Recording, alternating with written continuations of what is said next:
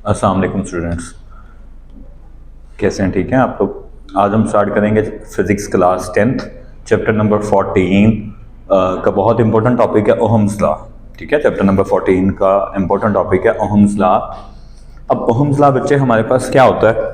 अगर हमारे पास कोई कंडक्टर है, लेट्स सपोज ये हमारे पास कोई कंडक्टर है, इस कंडक्टर में से इस कंडक्टर को हमने बैटरी अप्लाई की है, तो जितना वोल्टेज हमने इसको दिया है उतना ही इसमें से करंट पास करेगा। मींस कि voltage and current is directly proportion. Condition क्या है हमारे पास? कंडीशन ये है कि physical state of the conductor और टेम्परेचर चेंज नहीं होना चाहिए। Physical state of the conductor and temperature remains constant, then V is directly proportion to I और I is directly proportion to V। Clear? Start करते हैं इसकी statement से। So the amount of current passing through a conductor, किसी conductor में से जो current pass कर रहा है, क्या पास कर रहा है? जो करंट पास कर रहा है, amount of current passing through a conductor is directly proportion to the potential difference. तो जो करंट है हमारे पास वो पोटेंशियल डिफरेंस के क्या है? डायरेक्टली प्रोपोर्शन है। Applied across its and provided the temperature, ये हमारे पास temperature and the physical state of the conductor does not change. Physical state हमारे पास चेंज नहीं होनी चाहिए। Is that clear? ठीक है।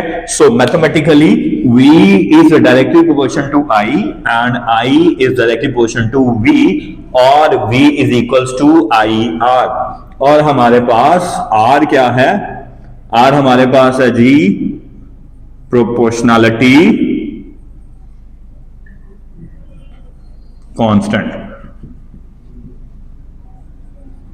प्रोपोर्शनैलिटी कांस्टेंट और R प्रोपोर्शनैलिटी कांस्टेंट है और R को क्या बोलते हैं? R को हम बोलते हैं रेजिस्टेंस। ठीक है, R इज कॉल्ड रेजिस्टेंस। और रेजिस्टेंस हमारे पास हो जाएगी R is equals to V over I। Resistance क्या कहलाएगी? V over I। रेजिस्टेंस की डेफिनेशन है जी, अब the property of a substance which offers opposition है। ये किसी भी सब्सटेंस की ऐसी प्रॉपर्टी है, कौन सी? ऑपोजिशन प्रॉपर्टी है।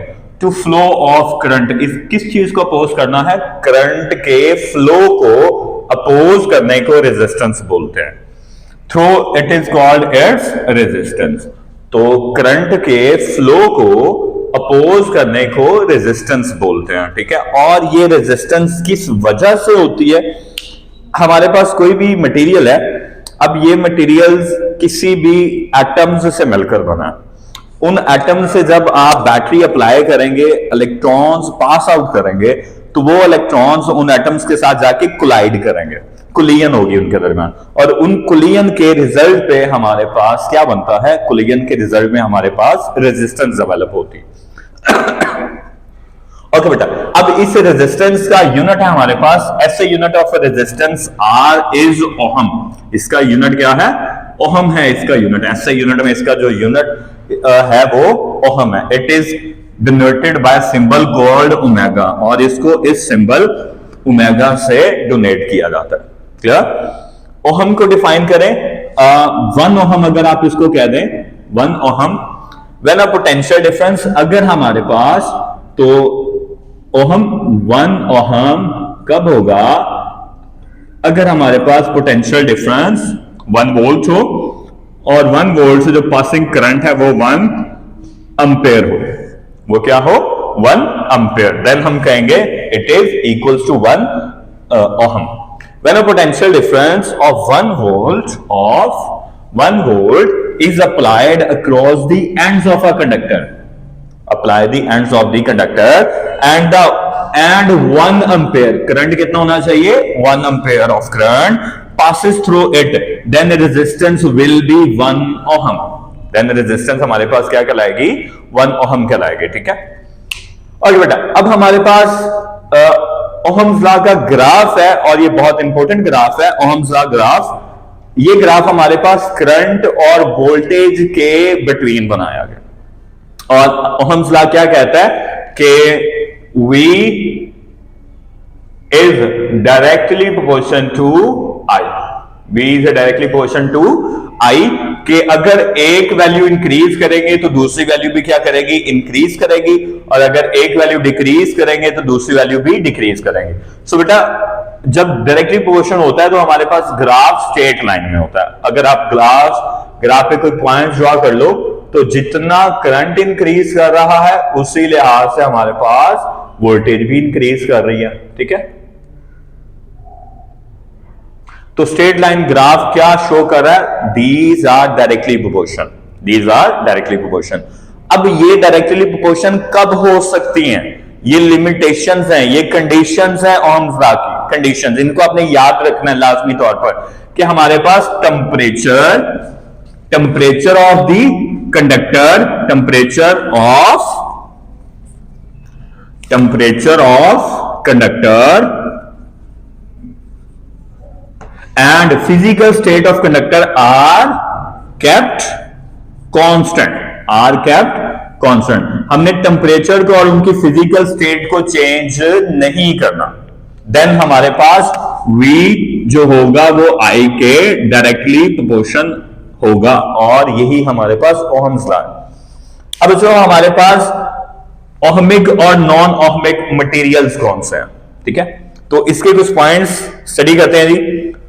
मटेरियल्स, ओहमिक मटेरियल्स कौन से होते हैं, इंपॉर्टेंट क्वेश्चन है ये भी। Ohmic materials obey Ohm's law, जो ओहम्स लॉ को ओबे करते हैं, जिनकी जो रेजिस्टेंस है वो कांस्टेंट होती है, रेजिस्टेंस कांस्टेंट, ठीक है, जिनकी जो ग्राफ है वो हमारे पास एक स्ट्रेट लाइन आता है, वो ओहमिक मटेरियल्स होते हैं।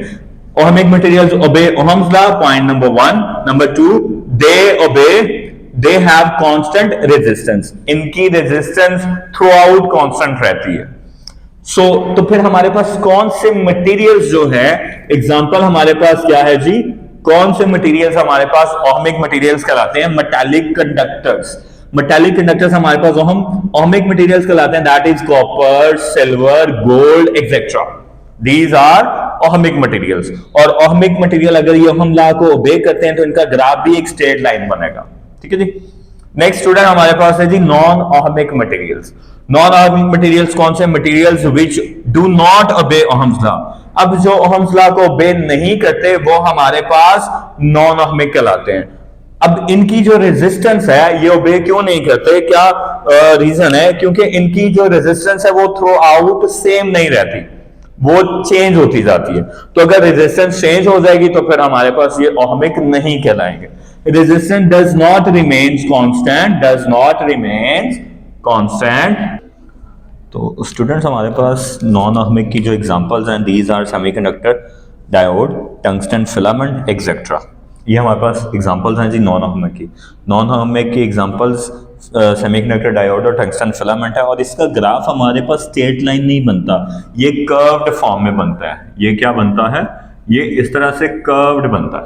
क्लियर, करंट और वोल्टेज और ओहमिक का स्ट्रेट लाइन है, ये कर्व्ड में बनता है। Is that clear. और इसका एक और ग्राफ है हमारे पास, वो भी इस तरह से कर्व्ड में ही बनता है। आई होप आपको इसकी अच्छी तरह से समझ आ गई होगी। अगर आपको कोई भी डाउट हो तो आप कमेंट्स में पूछ सकते हैं। अल्लाह हाफिज़।